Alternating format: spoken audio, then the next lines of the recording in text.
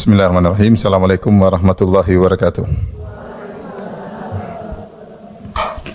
Alhamdulillahi ala ihsani wa syukru lahu ala taufiqihi wa amtinani wa asyhadu an la ilaha illallah wahdahu la syarika lahu ta'ziman li sya'ni wa asyhadu anna Muhammadan abduhu wa rasuluhu adda ila ridwani. Allahumma salli alaihi wa ala alihi wa ashabihi wa ikhwani. Para akhwat, para ummahat, ibu-ibu yang dirahmati oleh Allah Subhanahu wa taala. Pada kesempatan sore hari ini materi kita judulnya apa judulnya? Nasihat untukmu wahai muslimah. Dan di antara ciri-ciri orang beriman adalah mau memberi nasihat jika diminta dan siap untuk diberi nasihat. Karenanya Allah berfirman, wal asri innal insana lafi khusr illa alladhina amanu wa amilus solihat wa tawasaw bil haqq wa tawasaw bis sabr. Demi masa sungguhnya manusia itu merugi, semuanya, laki-laki, perempuan, besar, tua, ya semuanya merugi. Siapa yang tidak merugi? Illa alladhina amanu, yaitu yang beriman, wa amilus solihat, dan beramal saleh, wa tawasaw bil haqq, saling berwasiat dalam kebenaran, wa tawasaw bis sabr, dan saling berwasiat dalam kesabaran. Dan tawasi dari wazan timbangan fi'il tafa'ala, yaitu menunjukkan adanya dari dua belah pihak, yaitu saling berwasiat, yaitu saling menasihati. Maka seorang mukmin kalau diminta nasihat, maka dia menasihati, dan dia juga jangan angkuh dan jangan sombong jika dinasihati. Pada kesempatan kali ini saya bertugas untuk memberi nasihat, ya. Dan ibu-ibu tugasnya mendengar apa? Nasihat. Dan namanya nasihat terkadang menyakitkan, ya. Oleh karenanya ibu-ibu lapang dada siap untuk mendengar nasihat tersebut. Terkadang nasihat tersebut benar-benar menusuk, ya. Oleh karenanya persiapkan hati kita mencari ridha Allah Subhanahu wa taala. Kita ingin ada perubahan menjadi lebih baik. Kita tidak ingin hidup kita begini-begini terus.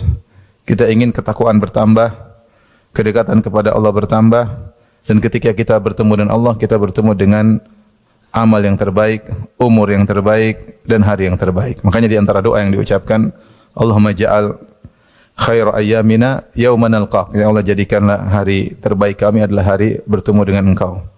Waj'al khair a'marina akhiraha. Jadikanlah umur kami yang terbaik adalah umur yang terakhir. Wa khairu a'malina khawatimaha. Dan jadikanlah amal kami yang terbaik adalah penutupnya, ya. Dan ini semua cita-cita kita semua, agar kita bisa menjadi lebih baik sampai sebisa kita ketika kita dipanggil oleh Allah Subhanahu wa taala. Dan nasihat yang saya sampaikan kepada ibu-ibu adalah bagaimana menjadi wanita salehah. Apa definisi wanita salehah? Ibu-ibu bawa catatan kan? Saya akan bukakan ayat-ayat, ya, terkait dengan apa yang akan saya sampaikan, ya. Pertama dalam surat An-Nisa ayat 34. An-Nisa surat keempat ayat 34 bercerita atau menjelaskan tentang siapa yang dimaksud dengan wanita salehah.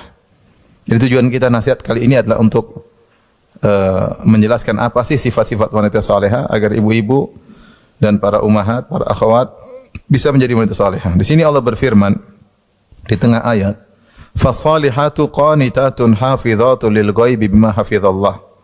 Dan maka wanita-wanita salehat adalah qanitat, yaitu yang taat beribadah kepada Allah Subhanahu wa taala, ya. Qanitat, hafizatun lil ghaib. Jadi yang pertama cirinya qanitat itu taat beribadah. Kalau beribadah tidak buru-buru. Kunut itu menunjukkan ada lama. Jadi beribadah tidak buru-buru, dia sabar beribadah kepada Allah Subhanahu wa taala, qanitat. Hafizat yaitu yang menjaga. Menjaga apa? Lil ghaibi bima hafizallah. Lil ghaib maksudnya suaminya lagi gaib, lagi tidak di rumah. Lagi tidak di rumah. Dia menjaga diri ketika suaminya tidak ada, dan dia menjaga harta suaminya ketika suaminya tidak ada. Hafizatul lil ghaibi bima hafizallah, dengan penjagaan yang Allah berikan kepadanya. Isyarat bahwasanya wanita tidak bisa menjaga dirinya ketika suami tidak ada, dan tidak bisa menjaga harta suaminya ketika suami tidak ada, kecuali dengan penjagaan Allah. Makanya Allah mengatakan bima hafizallah, yaitu dia mampu menjaga dirinya ketika suami tidak ada, dia mampu menjaga harta suaminya ketika suami tidak ada dengan penjagaan Allah yang Allah berikan kepadanya. Dan bisa dipahami mafhum mukhalafah kebalikannya. Kalau suaminya tidak ada, jadi dia bisa menjaga diri, apalagi kalau suaminya lagi hadir, lagi ada. Faham? Karena kemungkinan potensi wanita tidak menjaga diri ketika tidak di hadapan suaminya. Potensi wanita menggunakan uang harta suaminya dengan sembarangan ketika suaminya tidak tahu. Maka Allah ingatkan ciri wanita salehah adalah mampu menjaga diri dan menjaga harta suaminya meskipun suaminya tidak ada, meskipun suaminya tidak tahu. Dari sini kita tahu bahwasanya ciri wanita salehah adalah wanita yang menunaikan hak Allah yaitu dengan qanitatnya, dan wanita yang menunaikan hak suami dengan hafizatnya. Ya, jadi qanitat mengisyaratkan tentang hak Allah, bagaimana dia sabar dalam beribadah, dan hafizat menjelaskan tentang bagaimana dia menunaikan hak suaminya. Bahkan ketika suaminya sedang tidak di rumah. Inilah ciri wanita salehah. Kalau orang tanya, wanita salehah itu apa? Wanita salehah itu yang menunaikan hak Allah dan menunaikan hak suami. Itu yang paling utama. Hak-hak lain itu nomor dua. Yang paling pertama hak Allah, kemudian hak suami. Makanya dalam banyak hadis Rasulullah SAW menggabungkan kedua hal ini. Contoh, Rasulullah SAW bersabda, "Idza shallatil mar'atu khamsaha wa shamat syahraha wa hafizat farjaha wa ata'at ba'laha, qila laha udkhilil jannata min ayyi babin min abwabil jannati syi'ti." Jika seorang wanita salat 5 waktu, hak siapa salat 5 waktu? Hak Allah atau hak suami? Hak Allah, salat 5 waktu. Wa shamat syahraha, dan puasa bulan Ramadan, hak siapa? Hak Allah. Wa hafizat farjaha, dia menjaga kemaluannya. Hak siapa ini? Ini dua, gabung. Hak Allah, dia tidak boleh berzina, hak suami dia tidak boleh berkhianat sama suaminya. Paham? Kemudian wa ata'at ba'laha, taat kepada suami. Ini hak siapa? Hak suami. Maka ketika dia bisa menggabungkan hak Allah dan hak suami, dia tunaikan, qila laha, dikatakan kepadanya, masuklah surga dari pintu mana saja yang kau kehendaki. Jadi wanita itulah wanita salehah, tugasnya menunaikan hak Allah dan hak suami. Ustaz yang tidak punya suami gimana? Ya sudah, itu bahasanya beda nanti. Ini yang punya suami. Baik. Demikian juga dalam hadis kata Rasulullah sallallahu alaihi wasallam, "Lau kuntu amiran ahadan an yasjuda li ghairillah la amartul mar'ata an tasjuda li zawjiha." Kalau aku boleh memerintahkan seorang untuk sujud kepada Allah, maka aku akan suruh wanita sujud kepada suaminya. Kemudian Rasulullah SAW menyampaikan di akhir hadis, "La tu'addil mar'atu haqqallah hatta tu'addiya haqqa zawjiha." Atau kama qala Nabi sallallahu alaihi wasallam. Tidak mungkin seorang wanita menunaikan hak Allah sampai dia menunaikan hak suaminya. Sampai dia menunaikan hak suaminya. Jadi dia harus menggabungkan keduanya, hak Allah dan hak suaminya. Dari sini kita akan pada kesempatan yang berbahagia ini kita akan menyampaikan ayat-ayat yang terkait dengan hak Allah dan juga ayat terkait dengan hak suami. Ya. Kita fokus ayat-ayat terkait hak Allah dan ayat-ayat terkait dengan hak suami. Taib. Terkait dengan hak Allah banyak disebutkan dalam surat Al-Ahzab, ya.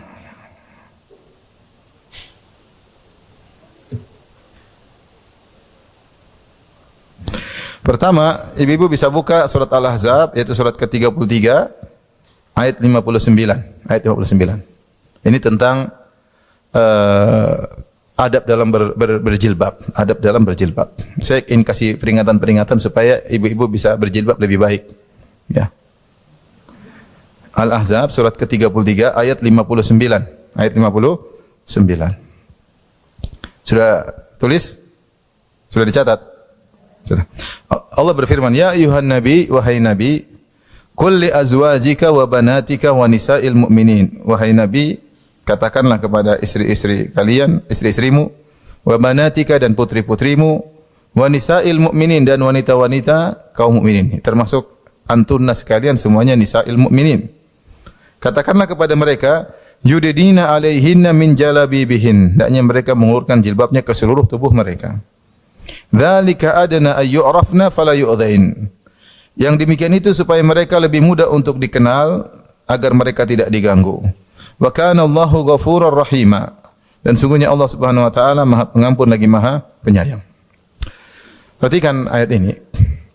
Jilbab wajib cuma untuk 3 model wanita. Istri Nabi, anak Nabi dan wanita-wanita muslimah. Ya, kalau ada yang bilang, Ustaz, ada yang bilang jilbab tidak wajib. Betul, tidak wajib bagi di luar 3 wanita ini. Kalau kamu tidak termasuk dari 3 wanita ini, maka kau tidak wajib berjilbab. Istri Nabi, anak Nabi, sama wanita-wanita muslimah. Kalau kau bukan 3 ini, tidak wajib jilbab. Tapi kalau kau masuk dari 3 ini, maka wajib berjilbab. Ya. Taib, di sini Nabi diperintahkan Allah untuk menyampaikan kepada istrinya, putrinya, dan wanita mukminat agar menjulurkan jilbab mereka ke tubuh mereka. Kemudian Allah menyebutkan illah, sebab kenapa mereka harus pakai jilbab. Dzalika adna ayyurafna fala yu'dzain, agar mereka dikenal sehingga mereka tidak diganggu. Apa maksudnya? Ada yang mengatakan bahwasanya dahulu wanita ada 2 model, ada wanita al-harair, yaitu wanita merdeka, dan ada ima, wanita-wanita budak. Wanita-wanita budak tidak pakai jilbab, wanita-wanita harair pakai jilbab. Maka disuruh pakai jilbab agar tahu ini wanita merdeka, jangan sampai diganggu sebagaimana wanita budak sering diganggu. Ada yang mengatakan ini pertama. Yang kedua, ada yang mengatakan maksudnya hendaknya pakai jilbab agar diketahui bahwasanya wanita berjilbab ini adalah wanita yang afifat, wanita-wanita yang afifat, yang menjaga diri, bukan wanita yang nakal, bukan wanita yang suka diganggu, enggak. Dari sini kita tahu bahwasanya fungsi jilbab itu adalah untuk menjaga wanita. Fungsi jilbab adalah untuk menjaga wanita agar orang yang melihat tahu ini wanita baik-baik, sehingga dia segan untuk menggoda, mengganggu, iseng, usil sama wanita tersebut. Dari sini para ulama menjelaskan ketika wanita memakai jilbab, jilbabnya harus menggambarkan akan hal ini. Bukan jilbab yang malah menarik perhatian, jilbab yang membuat lelaki semakin memandangnya, atau jilbab yang membuat orang iseng untuk menggodanya. Ya, maka ketika memakai jilbab harus jilbab yang syar'i, yang mewujudkan tujuan ini. Kenapa saya sampaikan hal ini? Karena banyak jilbab-jilbab sekarang, tetapi justru menarik perhatian. Justru menarik apa? Perhatian. Makanya Nabi SAW menyebutkan di akhir zaman ada wanita-wanita yang berpakaian tapi telanjang. Ya. Kata Rasulullah SAW, sinfani min ahlin nari lam arahuma. Ada 2 model manusia yang sekarang belum ada, nanti akan muncul, dan mereka 2 golongan manusia termasuk penghuni neraka jahanam. Ya. Yang satunya adalah rijalun ma'ahum asyatun ka'adnabil baqar yadribuna bihan nas. Ada laki-laki yang memegang cambuk seperti ekor sapi kemudian menyiksa manusia. Di zaman Nabi belum lihat. Kemudian yang model kedua yang masuk neraka, nisaun kasiyatun ariyatun ma'ilatun mumilatun ru'usuhunna ka'asnimatil bakhtil ma'ilah. Kata Nabi SAW, yaitu wanita-wanita yang berpakaian tapi telanjang. Ma'ilatun mumilat. Ma'ilah yaitu jalannya berlenggak-lenggok, mumilat menarik perhatian. Kepala mereka seperti punuk-punuk unta.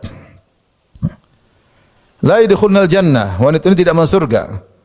Wala yajidna rihaha, dan mereka tidak akan mencium aroma wangi surga. Baik, di sini Rasulullah menyebutkan wanita-wanita berpakaian tapi telanjang. Rasulullah menyebutkan yang disebut dengan wanita berpakaian tapi telanjang yaitu ada beberapa model. Yang pertama, berpakaian tapi sangat tipis hingga nampak di balik pakaiannya. Dia berpakaian tapi mungkin tembus pandang atau tipis terlihat apa yang di balik pakaian tersebut. Ini berpakaian tapi telanjang. Ada yang mengatakan berpakaian tapi telanjang terbuka auratnya. Dia pakai pakaian tapi pakaiannya kekecilan semua ya. Kekecilannya. Sehingga lengannya kelihatan, betisnya kelihatan, pahanya kelihatan, dadanya kelihatan, pakaiannya kekecilan. Ya. Ini juga pakaian tapi telanjang. Yang ketiga, pakaian tapi telanjang menutup seluruh tubuhnya tapi terlihat lekuk tubuhnya. Sama saja, meskipun tidak terlihat warna kulit tubuhnya tapi lekukan tubuhnya kelihatan dengan pakaian tersebut. Dan sudah ada zaman sekarang, apa istilahnya? Jilbab apa jilbab? Ada istilah apa? Jilbab ya? Jilbab apa jilbab bacanya? Mengerikan, sudah ada zaman sekarang ya. Dan kita sering lihat di Jakarta pakaian jilbab tapi benar-benar ketat press seperti baru masuk di alat press. Sehingga terlihatlah stalaktit dan stalagmit kelihatan benar-benar press benar. Tapi tidak ada terlihat kulitnya sama sekali. Tutup benar tapi benar-benar press. Ya. Ini contoh wanita berpakaian tapi telanjang. Kemudian Rasulullah SAW berkata, ma'ilah. Ma'ilah itu dia jalan berlenggak-lenggok. Kenapa menarik perhatian? Mumilat yaitu membuat lelaki pada melihat. Di antara bentuknya ru'usuhunna ka'asnimatil bakhtil ma'ilah. Rambut mereka seperti ada punuk unta. Yaitu ini salah satu contoh. Sehingga ketika dia berjalan ada di ke atas kepalanya mungkin sanggulnya terlalu tinggi sehingga semua orang melihat, ya. Intinya yang saya sampaikan, namanya jilbab yang syar'i itu bukan jilbab yang menarik apa? Perhatian. Di antara pakaian yang dilarang oleh Nabi sallallahu alaihi wasallam adalah pakaian syuhrah, itu pakaian yang menarik perhatian. Kata Nabi sallallahu alaihi wasallam, "Man labisa libasa syuhrati fid dunya, albasahu Allahu libasal madhammah yaumal qiyamah." Siapa yang memakai pakaian syuhrah itu menarik perhatian di dunia, maka Allah akan membuat dia memakai pakaian kehinaan pada hari kiamat kelak. Apa pakaian ketenaran? Ada yang mengatakan terlalu indah sehingga menarik perhatian. Ini satu. Atau terlalu buruk sehingga juga menarik perhatian. Dua-duanya pakaian syuhrah. Makanya kalau kita lihat sejarah Nabi SAW, Nabi SAW pakai pakaian seperti sahabat yang lain. Sampai kalau Nabi lagi bikin pengajian, dulu Nabi duduk di bawah bersama para sahabat. Kalau ada orang datang dari luar, mereka bingung Muhammad yang mana? Karena pakaian Nabi sama, modelnya sama. Sampai akhirnya para sahabat mengatakan, "Ya Rasulullah, bagaimana kalau kita bikin semacam gundukan sehingga kau duduk di atas gundukan tersebut, kalau ada orang asing datang langsung mengenalmu, oh ini Rasulullah SAW." Kenapa mereka tidak tahu mana Nabi mana yang lainnya? Karena pakaiannya apa? Sama dengan yang lainnya. Demikian juga Nabi SAW ketika berhijrah dari Mekah menuju Madinah, maka Nabi berhijrah dengan Abu Bakar As-Siddiq radhiyallahu anhu. Dan banyak kaum Ansar yang belum pernah lihat Nabi dan belum pernah lihat Abu Bakar As-Siddiq. Ketika Nabi masuk di Madinah, mereka menyambut Abu Bakar. Mereka kira Abu Bakar itulah yang Nabi. Mereka nyambut Abu Bakar, mereka salam Abu Bakar. Abu Bakar juga diam-diam aja, mungkin bingung yang diapain. Ketika Rasulullah SAW duduk, kemudian ada terik matahari, Abu Bakar menaungi Nabi, baru mereka tahu ternyata Nabi yang satunya. Kenapa? Karena pakaian Nabi sama dengan para sahabat yang lainnya. Maka ibu-ibu yang dirahmati Allah Subhanahu wa taala, dengan dunia fashion sekarang yang begitu tersebar. Dan saya tahu ibu suka dengan keindahan, tidak mengapa, yang penting jangan terlalu berlebihan. Jangan terlalu berlebihan. Pakai pakaian yang kemudian menarik perhatian, ya. Kadang-kadang pakai cadar tapi ada kupu-kupunya. Repot. Ya, jangan. Ya. Sehingga orang semua lihat, saya ingin lihat. Laki-laki, karena tujuan jilbab itu supaya tidak dilihat, supaya tidak orang segan melihat, bukan malah semakin dilihat. Maka semua pakaian yang dipakai, atribut-atribut, aksesoris-aksesoris yang dipakai oleh wanita yang berlebihan. Kita di Indonesia sih warna biasa saja, warna merah, kuning, hijau biasa. Karena kita di daerah kita seperti itu, wanita pakai warna apa saja boleh, ya. Tetapi kalau warna tersebut terlalu menarik perhatian, seperti seorang pakai baju, kemudian warna-warninya terlalu banyak, merah, kuning, hijau di langit yang biru, akhirnya orang lihat, maka ini sudah tidak syar'i lagi. Sudah tidak syar'i lagi. Maka ingatkan, saya tahu ibu-ibu suka dengan fashion, ya. Istri saya juga suka dengan fashion, ya. Putri-putri saya juga suka dengan keindahan, tapi jangan bablas. Jangan apa? Bablas sehingga memakai pakaian yang malah membuat lelaki melirik. Ya, jangan, ya. Kalau di tengah-tengah ibu-ibu mungkin tidak jadi masalah, tapi kalau di luar maka sebaiknya dihindari. Maka berusaha menggunakan jilbab yang syar'i. Apa fungsinya ibu-ibu kalau pakai jilbab syar'i? Fungsinya ibu-ibu kalau pakai jilbab syar'i di luar, pahala mengalir terus. Pahala mengalir terus. Sebagian ulama mengatakan tidak seperti lelaki. Kita laki-laki pakai baju biasa aja. Tapi wanita keluar pakai jilbab syar'i, pahala jalan terus. Kenapa? Karena dia sedang menjalankan perintah Allah Subhanahu wa taala. Di tengah-tengah para wanita yang tidak pakaian syar'i, dia pakai pakaian syar'i, pahala ngalir terus. Nah, ini kemuliaan bagi para wanita. Dan sebab diampuni oleh Allah Subhanahu wa taala, maka di akhir ayat Allah mengatakan wa kana Allahu ghafurar rahima. Sungguhnya Allah Maha Pengampun lagi Maha Penyayang. Allah nyuruh ibu-ibu begitu karena sayang sama ibu-ibu. Supaya ibu tidak rusak hatinya, diganggu oleh laki, dididik oleh laki. Ada laki-laki main mata, ada yang kemudian ganggu. Ya. Dan Allah Maha Pengampun, dengan seperti itu ampunan berjalan. Pakai jilbab sebab diampuni oleh Allah Subhanahu wa taala. Pakai jilbab syar'i, pahala terus berjalan. Ya. Maka ibu yang suka fashion tolong direm-rem, ya. Jangan bablas, ya. Jangan bablas, ya. Maka ini peringatan ibu-ibu, jangan sudah pakai bagian sudah indah-indah kemudian dipajang di medsos. Kalau medsosnya anggotanya semua perempuan mungkin masih oke, tapi siapa yang bisa? Banyak laki-laki ternyata namanya Sari. Sari. Sari siapa? Sarifuddin ternyata. Masuk dalam grup namanya Sari, ternyata Sarifuddin. Tapi ini yang pertama terkait dengan jilbab, dan ini hak Allah Subhanahu wa Allah suruh ibu pakai jilbab itu karena sayang Allah. Wa kana Allahu ghafurur rahima. Allah ingin ibu-ibu diampuni oleh Allah, dan Allah sayang kepada ibu pakai jilbab itu kasih sayang. Demi Allah ibu-ibu yang pakai jilbab yang syar'i itu yang bahagia. Bukan ibu-ibu yang kemudian keluar sana keluar sini bicara sama laki-laki, kontak sama laki-laki, dilirik sama laki-laki. Apa bahagianya begitu? Jadi pusat perhatian, pingin diperhatikan. Ini wanita begini tidak bahagia, tidak bisa fokus karena tujuan dia ingin diperhatikan sama lelaki. Ya. Suami di rumah tidak dia perhatikan, malah pingin lihat laki-laki, pingin dipuji laki-laki, pingin dibilang, bagus jilbabnya. Ya. Cadarnya menarik. Bagaimana bahagia? Bahagia itu di rumah, ciptakan keindahan bersama suami. Taib, ini yang pertama. Yang berikutnya,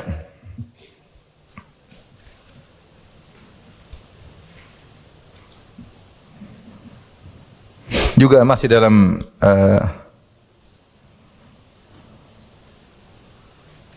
surat Al-Ahzab.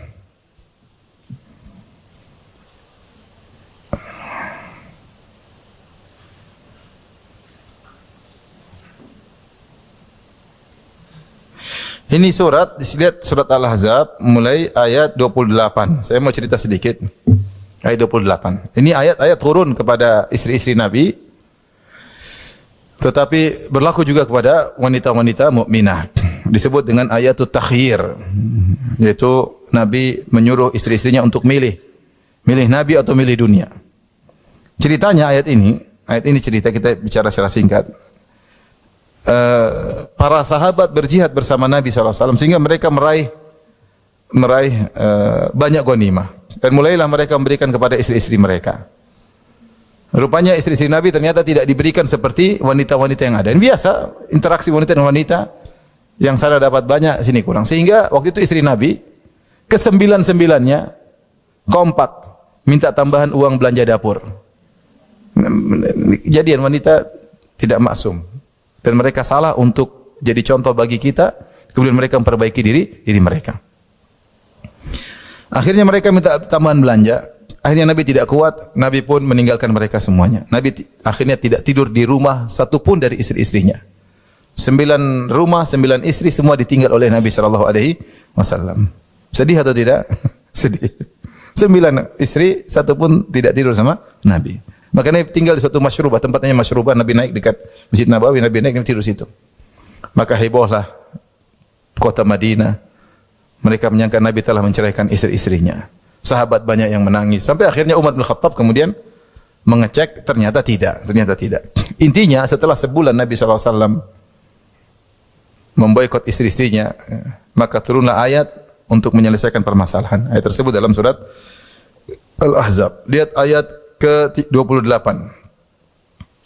Ya ayuhan Nabi, wahai Nabi, qul li azwajika in kuntunna turidul hayatad dunya wa zinataha.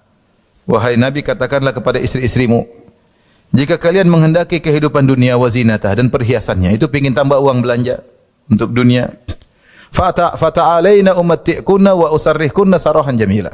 Maka kemarilah, aku akan berikan membuat yang menyenangkan kalian, mut'ah, aku berikan kepada kalian hal yang menyenangkan, harta. Tetapi habis itu wa usarrihkunna sarahan jamila, aku akan menceraikan kalian dengan cara baik-baik, enggak usah ribut-ribut. Aku kembalikan kepada orang tua, selesai. Enggak usah ribut-ribut. Kasih harta, selesai. Artinya kalian kalau begini caranya tidak pantas menemaniku, tidak pantas menemani Nabi SAW. Ini pilihan pertama. Kalau mau harta silakan. Ini kemudian selesai. Wa in kuntunna turidallaha wa rasulahu wad daral akhirah. Tapi kalau kalian berkehendak menghendaki Allah dan Rasulnya dan surga darul akhirah, fa innallaha adda lil muhsinati minkunna ajran azima. Maka Allah siapkan bagi wanita-wanita yang muhsinah, yang salihah di antara kalian ganjaran yang agung. Subhanallah, maka ketika turun ayat ini, maka Nabi SAW mendatangi istrinya satu persatu. Mau pilih mana? Aisyah saya mengatakan, ya Rasulullah, tidak usah tanya, saya pasti pilih Anda. Kata Nabi, tanya dulu kedua orang tua, musyawarah. Kata Aisyah, enggak perlu musyawarah ya Rasulullah, saya pilih Anda. Semua istri Nabi akhirnya pilih Nabi SAW. Siap hidup susah bersama Nabi SAW. Ya. Sehingga setelah itu Allah melarang Nabi untuk menikahi wanita yang lain setelah 9 istri Nabi semuanya ridha dengan kehidupan Nabi. Yang ingin saya sampaikan kepada ibu-ibu, jadilah wanita yang orientasinya akhirat. Jadilah wanita orientasinya akhirat. Semua kita suka dunia, tidak ada yang tidak suka dunia. Kita semua suka rumah yang bagus, kita suka dengan mobil yang bagus, suka dengan baju yang bagus. Ya. Kalau Allah berikan, alhamdulillah, gunakan sarana untuk bertakwa kepada Allah. Tapi jangan sampai orientasi kita dunia. Jadi masalah setiap ketemu ngomongnya tentang dunia terus. Ada mobil model baru, ada ini model baru, ada dompet model baru, ada tas model baru, ada model baru terus. Pembicaranya dunia terus. Kalau buka Instagram yang dibuka tas model baru, branded ini namanya otaknya dunia. Otaknya dunia. Lupa kalau rambut sudah pada putih. Otaknya dunia. Sampai kapan mau begini kehidupan? Harusnya kita mulai menata diri orientasi kita akhirat. Didik anak orientasi akhirat. Kita pakai jilbab syari akhirat. Kita pun beli sesuatu untuk akhirat. Beli mobil bagus buat bersafar biar bisa dakwah kayak biar bisa silaturahmi kayak, bukan untuk bangga-banggaan, bukan untuk saingan sama tetangga, enggak. Orientasi kita beli mobil bagus bukan untuk itu. Tapi agar mudah untuk silaturahmi, agar nyaman digunakan anak kalau bersafar misalnya. Selalu pikiran kita harusnya akhirat. Kita harus seperti itu. Sehingga semua kegiatan kita, semua yang kita beli, semua yang kita keluarkan uang, semuanya berpahala di sisi Allah Subhanahu wa taala. Di sini makanya Allah menegur, kalau kalian ingin dunia, cerai. Tapi kalau kalian ingin Allah dan Rasulnya dan hari akhirat, maka Allah akan siapkan ganjaran yang besar. Dan ini style hidup seperti ini bahaya. Ibu-ibu kadang-kadang sebagian ibu masya Allah soleha, qanaah, begitu salah bergaul dengan wanita yang keren, tasnya branded, bajunya branded, kondenya branded, shalnya branded, sendalnya branded, sepatunya branded, apalagi yang branded, lipstiknya branded, semuanya branded. Kalau dinilai dari atas sampai bawah 200 juta dia pakai sekarang, subhanallah. Dulu ada kawan saya, kita lagi hajian terus ada ketemu dengan teman saya yang suka pakai branded. Kata kawan saya, "Ustaz, tadi siapa Ustaz?" "Kenapa?" "Saya hitung tadi dia pakai semuanya." Dari bajunya, dari jamnya, dari sepatunya, ya mahal semua Ustaz. Tapi dia memang milioner, oke lah. Ini suami duit pas-pasan. Sehingga wanita ketika salah bergaul, jadilah dia merasa dia hebat dalam halusinasi. Kalau memakai yang branded. Akhirnya kalau dia pakai jam branded yang mahal, kalau ngobrol selalu begini. Sering goyang-goyang gini. Kalau dia pakai tas yang mahal, selalu dia taruh di depan tasnya begini. Padahal KW2. Saya sering bilang beda antara yang asli sama KW. Kalau hujan, KW digunakan untuk jadi payung. Kalau asli disimpan. Jangan, hidup tidak usah begitu. Orang terjebak salah pergaulan, orientasinya dunia, dia merasa hebat, dia merasa tinggi, padahal dia hina di hadapan Allah Subhanahu wa taala. Hati-hati seorang hobi hidup dengan branded, khawatir dia tidak bisa menata hati. Saya bukan larang ya, kalau ada memang yang baik silakan. Para ulama mengatakan dalam hadis, Rasulullah bersabda, "Kul washrab wa tasaddaq min ghairi sarafin wala makhyalah." Silakan makan, silakan minum dan silakan konsumtif, belanja dengan syarat tidak boleh berlebih-lebihan dan tidak boleh sombong. Itu aja syaratnya. Dia beli sesuatu, sombong enggak beli ini. Kalau sombong enggak usah beli. Kalau sombong enggak usah beli. Kalau enggak sombong memang ada keperluan, silakan. Syarat tidak boleh sombong. Yang kedua, tidak boleh berlebih-lebihan. Israf. Apa itu israf? Kata Ibnu Hajar rahimahullah dalam Fathul Bari, yaitu membeli sesuatu dengan harga yang mahal dengan manfaat yang kecil. Itu namanya israf. Mengeluarkan biaya yang banyak untuk meraih sesuatu yang manfaatnya sedikit. Contoh, membeli tas harganya 600 juta. Taib, apa fungsi tas tersebut? Bisa simpan mobil? Apa fungsi tas tersebut? Ya. Cuma simpan HP, simpan harga sampai 600 juta. Ini contoh israf, berlebihan. Kalau seorang beli mobil, mungkin mobil besar, manfaatnya jelas mobil. Yang selama dia tidak boleh sombong. Selama itu sesuai dengan level ekonominya. Tapi terkadang beli hal yang sepatu atau apa kayak yang harganya tinggi, manfaatnya biasa-biasa saja. Itu namanya israf. Orang seperti ini orientasinya dunia berarti. Orientasinya apa? Dunia, ya. Silakan beli barang bagus kalau memang layak untuk dibeli dan harganya memang cocok, manfaatnya luar biasa. Dua syaratnya, jangan sombong, jangan berlebihan, itu aja. Baik, kita lanjutkan.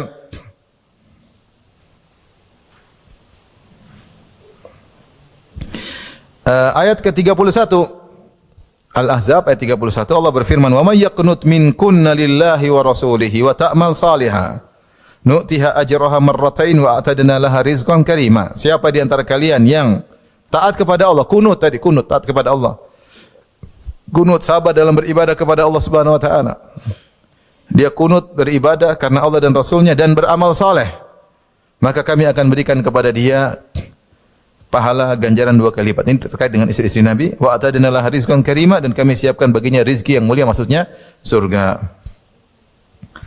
Maka seorang wanita berusaha punya amal soleh. Kesehariannya hendaknya punya amal soleh. Buatlah jadwal rutin amal soleh ibu-ibu.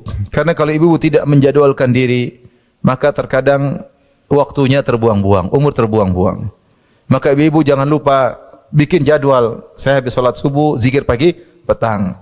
Habis zikir petang, saya baca Al-Quran meskipun 2 halaman, 3 halaman. Tapi harus bikin target. Jam sekian bikin alarm, sholat duha, 2 rakaat, 4 rakaat, bikin. Bikin kegiatan. Pertama berat, lama-lama ringan. Lama-lama ketagihan. Saya ulangi. Ibadah itu, pertama berat.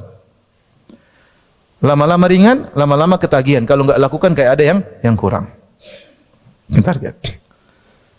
Salat duhur jangan lupa qobliyah dan ba'diyah. Ya. Kalau sudah salat asar mulai zikir petang, jangan lupa. Ada sisihkan uang untuk sedekah. Ada waktu untuk silaturahmi, menyungguh ayah, menyungguh ibu, menyungguh kakak, menyungguh adik. Ini semua amal soleh. Kalau enggak bisa jenguk, telepon, ada waktu telepon kakak adik, telepon. Sehingga dalam segala waktu kita berusaha untuk dapat pahala untuk punya amal soleh. Wanita soleha jangan bengong. Saya nasihati wanita soleha, jangan sampai dia bengong, diam, nggak tahu mau ngapain, jangan. Kalau dia bengong nggak tahu ngapain, akhirnya mulai dia buka YouTube. Buka YouTube, akhirnya berita artis dia nonton, berita Korea dia nonton. Kalau ibu bengong, zikir. Astagfirullah, astagfirullah. Kenapa saya bengong? Astagfirullah, astagfirullah, subhanallah, alhamdulillah, wala ilaha illallah, Allahu akbar. Kalau bengong lagi, telepon mama. Mak, gimana kabarnya? Mak, niat silaturahmi. Bengong lagi, telepon kakak. Sekarang murah, WhatsApp gratis. Telepon kakak, telepon adik, telepon ponakan. Gimana kabarnya? Bengong lagi, jenguk tetangga. Jangan ngerumpi. Tetangga dengan niat untuk menjaga ukhuwah karena kita berbuat baik sama tetangga. Bengong lagi, bikin makanan. Buat apa? Buat suami datang pingin makan yang enak. Jangan sampai bengong begini ya. Jangan sampai bengong. Tidak ada kegiatan. Jangan sampai umur kita terbuang tanpa amal soleh. Ini perlu perjuangan. Sehingga rasakan bahwasanya umur saya ini terbatas. Setiap detik yang saya lewati akan mendatangkan kebahagiaan saya di alam barzah, di akhirat. Setiap detik yang saya lewati akan mempengaruhi level kebahagiaan kita di alam barzah maupun di akhirat kalau kita masuk surga. Karena jangan sampai, apalagi ibu yang sudah berumur, yang sudah mulai umur 50 tahun ke atas, yang sudah terlihat keriput di wajahnya, di tangannya, di pipinya, maka hati-hati, umur tinggal tidak banyak lagi. Jangan sibuk-sibuk nonton berita, nonton ini, komentar yang enggak ada faedahnya. Enggak ada. Jadi beramal saleh. Semakin banyak amal saleh, semakin bahagia kita di dunia, di alam barzah dan di akhirat. Ya. Saya sering sampaikan kisah saya ketika saya menguburkan ibu saya. Ada seorang dokter, dia baik sekali. Dia kalau ibu saya sakit, dia datang ke rumah, kemudian dia rawat, terkadang dia malah bawain oleh-oleh, dan dia tidak mau dibayar. Selalu begitu. Sampai akhirnya ibu saya kena Covid, rahimahullah, kemudian meninggal dunia. Dia meninggal dunia, saya kasih kabar. Itu akhirnya setelah saya sholatkan, dikubur. Dia datang siang-siang, pagi-pagi, waktu duha. Kemudian dia ikut ke kuburan, kemudian dia dekat kuburan, kemudian dia ikut semuanya. Ketika selesai, saya terima kasih lah, dia sudah perhatian. Saya bilang, terima kasih dok, jauh-jauh capek-capek dari rumah, panas-panas. Katanya langsung dia ngomong ketika kita sedang di kuburan, saya baru kuburin ibu saya. Dia bilang, tidak Ustaz, saya tidak capek Ustaz. Ini bukan buat Ustaz, ini buat saya. Karena kalau saya dikubur, saya yang pertama kali merasakan kebahagiaan amal soleh saya ini, subhanallah. Itu masuk di hati saya waktu itu, luar biasa. Benar, benar. Kita harus bercapek-capek di dunia. Ya. Maka siapa yang beramal soleh akan diberikan ganjaran yang besar oleh Allah Subhanahu wa taala. Ibu-ibu jangan bengong, saya ulangi lagi. Jangan bengong. Semua grup yang bikin ibu-ibu bengong, tinggalkan grup tersebut. Semua grup yang bikin ibu-ibu semakin lupa dengan akhirat, tinggalkan grup itu. Kalau ibu-ibu masih umur 30 tahun, masih muda, oke lah, mungkin main-main. Ini sudah 40. Sebentar lagi tewas. Maka jangan buang-buang umur, beneran. Betapa banyak orang mati muda. 30 mungkin masih kita main-main lah, masih muda, masih seger. Udah 40, udah mulai kaki nyut-nyut, kolesterol, asam urat, mulai panggil tukang pijit terus. Dulu sering beli minyak wangi, sekarang beli minyak gosok. Kalau kemana, Abi nitip minyak gosok, bukan minyak wangi lagi. Sekarang Abi nitip minyak gosok. Cap apa, berapa? Berarti sudah penyakitan. Sudah gitu masih buang-buang umur, sampai kapan mau begitu? Amal soleh, amal soleh. Makanya sering bilang, kalau ada pengajian mengkaitkan keselamatan orang bukan dengan amal soleh, itu pengajian sesat. Masuk surga kalau dekat dengan Syekh Fulan, dengan Ustadz Fulan, dengan Habib Fulan, enggak ada seperti itu. Orang selamat dengan amal solehnya sendiri-sendiri. Oleh karenanya, perbanyak amal soleh. Bikin target hidup ini, ibu-ibu. Udah dicatat ibu-ibu? Kasih stabilo, jangan dicatat doang. Jangan bengong ya. Beneran ibu-ibu. Ini karena kita pingin ibu-ibu lebih baik.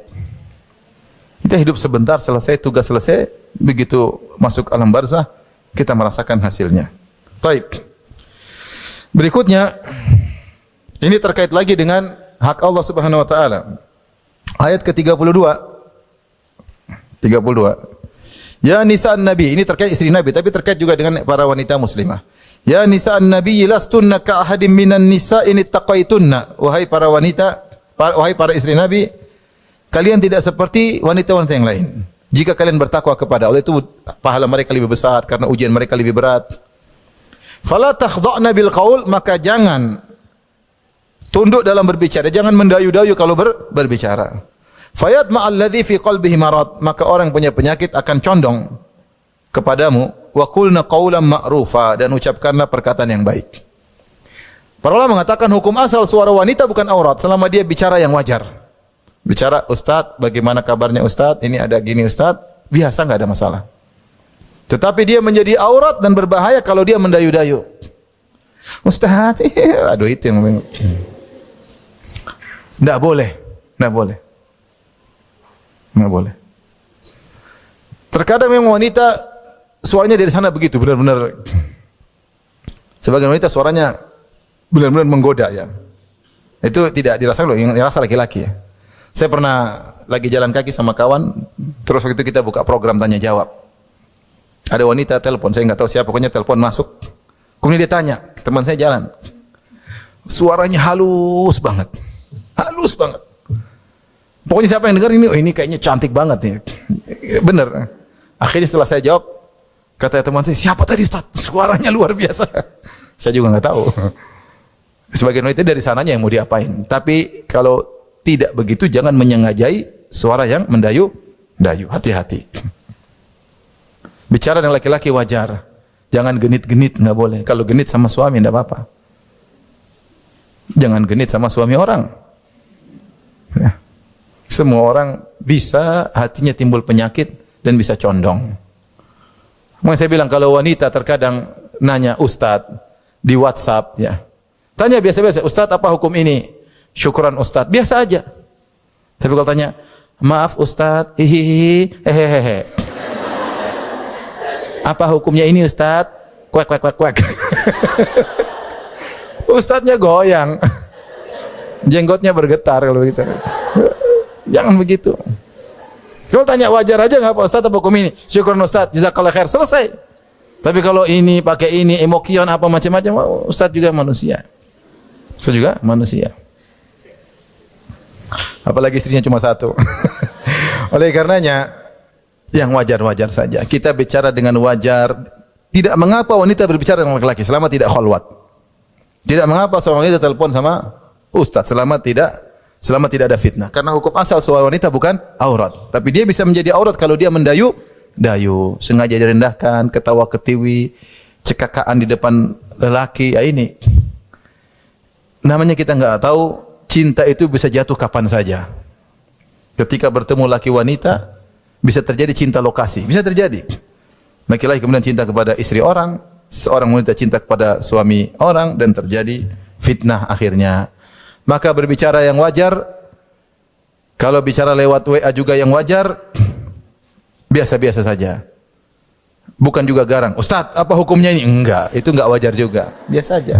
Ustadz, apa hukumnya ini? Biasa aja. Oh haram. Kok haram sih Ustaz? Repot.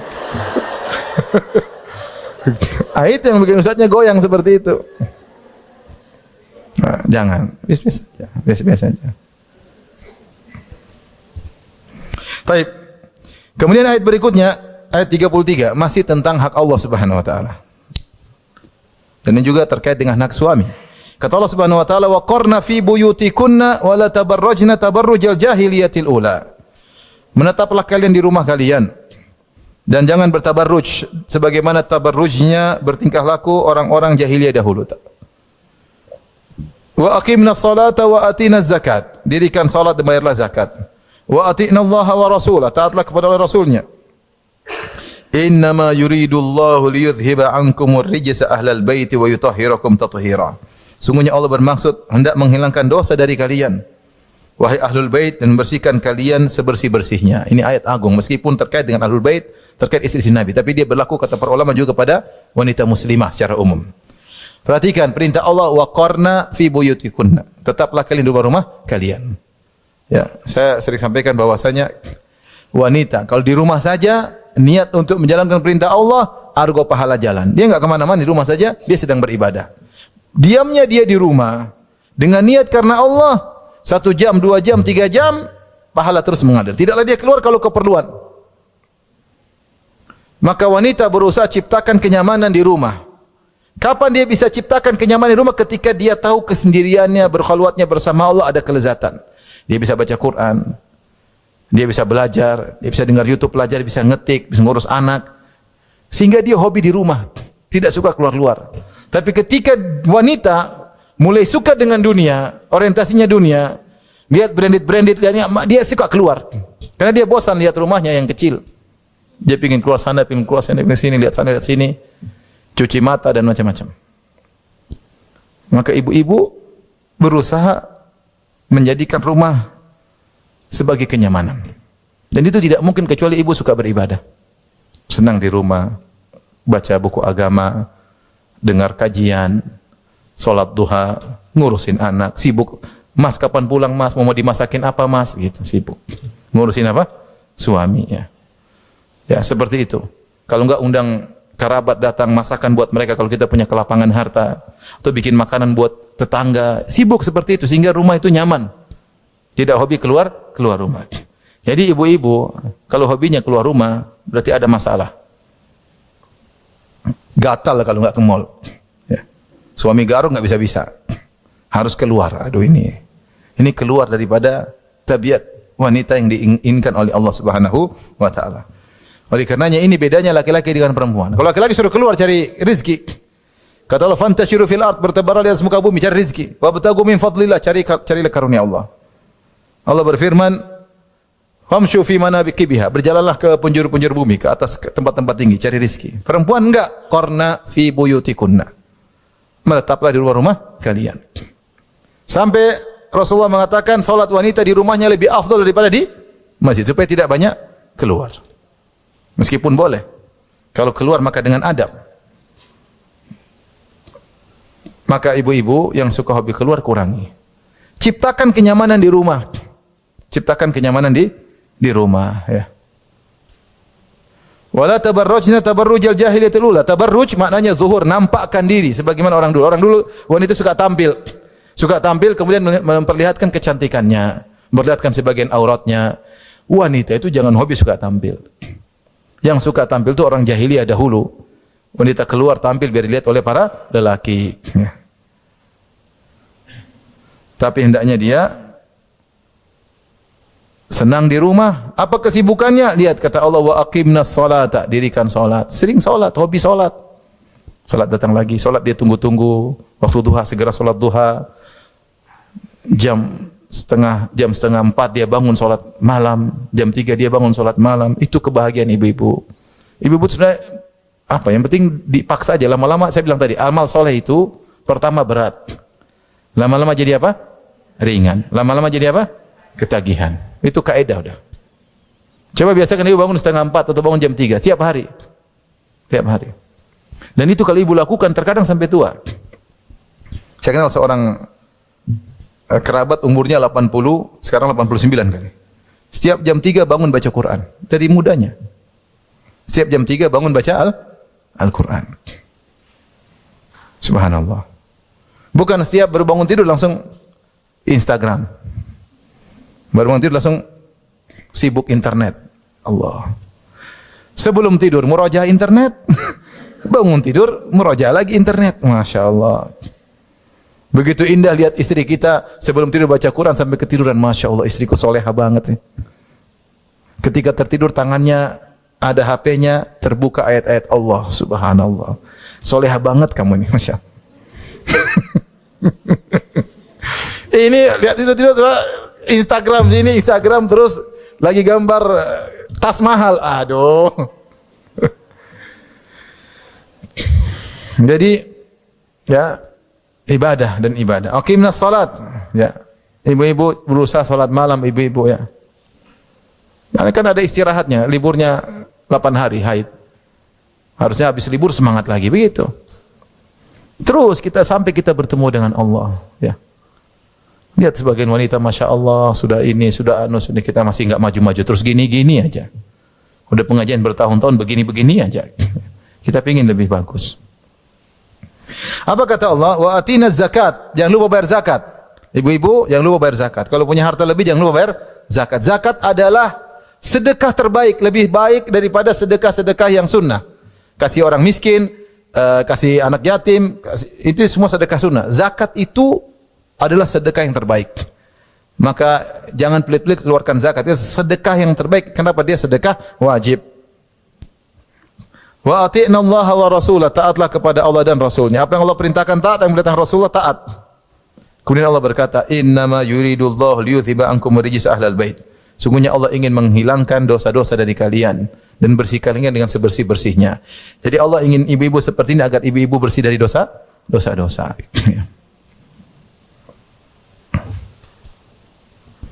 Baik.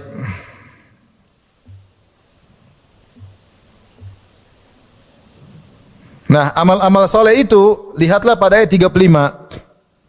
Itu contoh-contoh amal soleh yang sangat ditekankan, laki-laki maupun perempuan. Allah berfirman surat Al-Ahzab ayat 35, innal muslimina wal muslimat wal mu'minina wal mu'minat. Lelaki-lelaki muslim, wanita-wanita muslimah. Lelaki-laki mukmin, wanita-wanita mukminah. Wal qanitina wal qanitat, para lelaki yang taat beribadah. Wanita yang taat beribadah. Saya kapan pengajian di Jakarta, jadi ibu-ibu juga, sebagian ibu datang lebih cepat, kemudian di pojok dia baca Quran, Masya Allah. Nunggu saya lagi persiapan, kebetulan saya lebih cepat dengan teman, dia juga datang cepat, dia baca Quran. Saya bilang, Masya Allah, ini seperti itu. Ngisi waktu dengan apa? Baca Quran. Ngisi waktu. Kita begitu meninggal, sudah nggak bisa beramal kita. Sakratul maut sudah selesai. Baca Quran, kalau bisa hidup ingin baca Quran 1 halaman saja, pasti punya pengaruh dengan kebahagiaan kita di alam barzah. Sekarang kita umur masih ada, kita buang-buang umur kita. Buat ini, buat anu, buat ini, buat ngelantur, bicara ngelur ngidur, ngetan ngulon. Qanitina wal qanitat, sabar dalam beribadah. Was-sadiqina was-sadiqat, wanita-wanita yang jujur, was-sadiqat. Was-sabirin was-sabirat, wanita yang sabar, itu untuk amal soleh. Sabar beribadah, jujur, enggak suka bohong. Bukan sebagian wanita pandai ngibulin suami.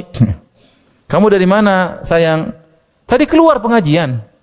Oh, iya, padahal dia habis pengajian belok ke mall. Suaminya enggak tahu. Ada uang suaminya dia sembunyikan buat beli macam-macam, tidak lapor sama suaminya. Padahal uang suaminya. Wanita jujur. Jangan pandai berbohong sama suami. Was-sadiqin was-sadiqat was-sabirat, wanita yang sabar. Sabar terhadap suami. Suami punya kesalahan. Kadang suami ngomel, hadapi dengan sabar.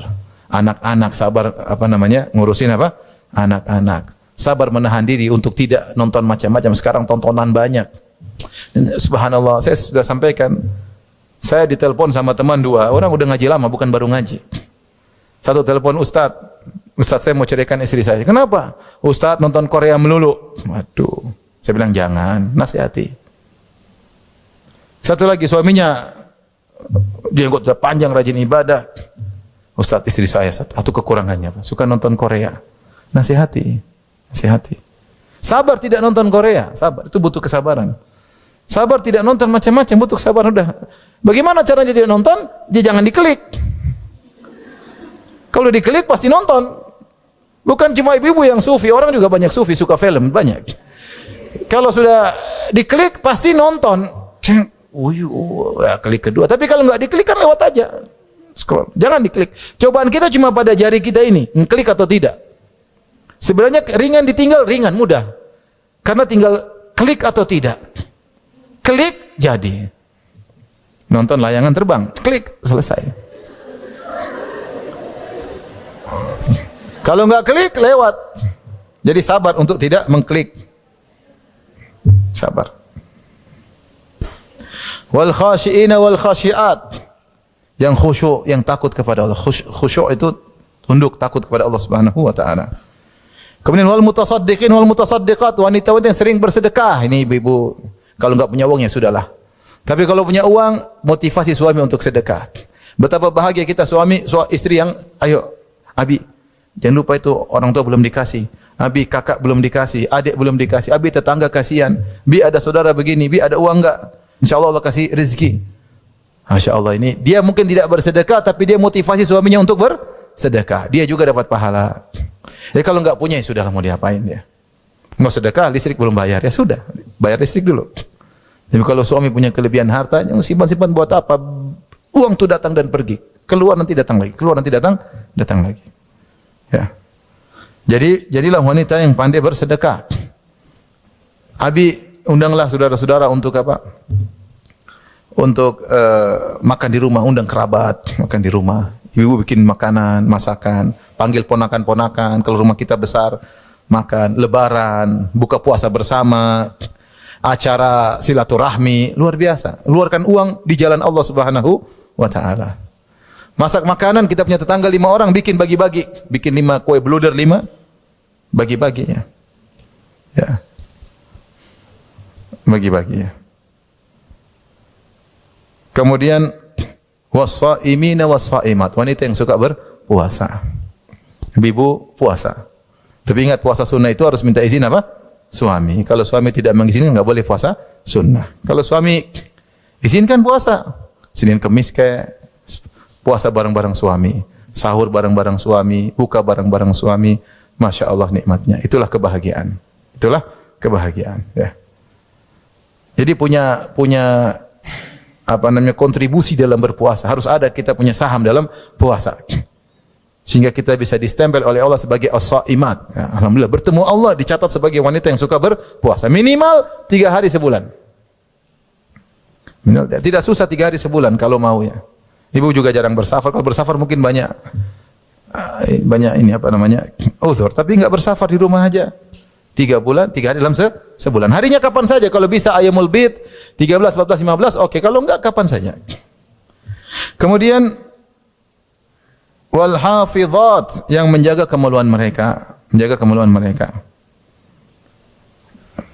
Di antara bentuk menjaga kemaluan yaitu tidak berinteraksi dengan laki-laki yang tidak halal baginya. Jangan buka celah sama sekali. Hati-hati yang namanya grup-grup kawan-kawan lama, hati-hati. Apalagi ada japri-japrian, hati-hati ya. Hati-hati dengan namanya reuni, kalau berlebihan, reuni kumpul-kumpul, ini banyak fitnah terjadi di reuni. Kumpul, dia ada masalah sama suaminya. Ternyata temannya laki-laki pacar lamanya punya masalah sama istrinya. Wih, subhanallah, ini Allah yang membuat kita seperti ini ketemu, padahal setan. Kamu ada masalah sama istrimu? Saya ada masalah sama saya. Terus maksudnya pacar lama, udah CLBK. Cinta lama belum kelar. Cinta lama bubarkan keluarga, dan itu sering terjadi. Bukan main-main, sering apa? Terjadi. Jaga kemaluan. Jaga kemaluan itu bukan cuma jaga kemaluan, tapi hal-hal yang bisa mengantarkan pada pengkhianatan, selingkuh. Kemudian wadz-dzakirina Allah katsiran wadz-dzakirat. Wadz-dzakirat, banyak berzikir kepada Allah. Jangan lupa lisan suka bahasa astagfirullah, astagfirullah, astagfirullah, astagfirullah. Sebagian orang bawa alat hitung, enggak apa-apa, itu boleh. Yang alat hitung sekarang ada kan? Dia punya target astagfirullah berapa kali, subhanallah, untuk dia memancing dirinya untuk apa? Berzikir. Karena kalau dia tidak pakai itu kadang-kadang dia malas. Dia pakai, dia punya target, enggak apa-apa, itu tidak mengapa. Bukan bid'ah, itu tidak mengapa. Karena itu bukan ritual, tapi dia alat untuk apa? Menghitung, enggak ada masalah. Ya, yang penting jangan riya. Yang penting jangan apa? Riya, ya. Ya, sudah 1000 loh, itu riya namanya. Kalau enggak ya bisa aja itu. Karena ada alat, saya baru beli ada alat seperti itu. Banyak berzikir kepada Allah, bersolawat, beristighfar. Waktu sudah habis ibu-ibu ya.